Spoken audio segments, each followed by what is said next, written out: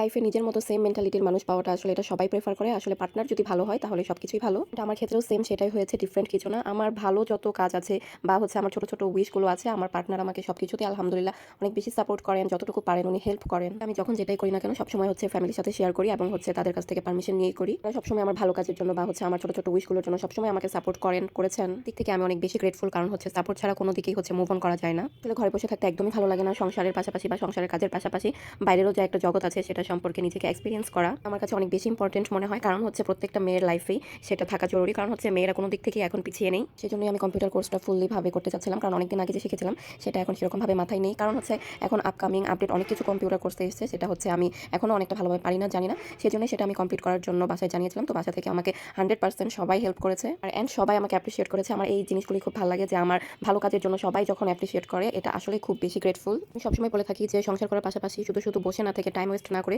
যে যেটা পারে জানে সেইভাবে মুভ অন করাটা অনেক বেশি ইম্পর্টেন্ট এখন।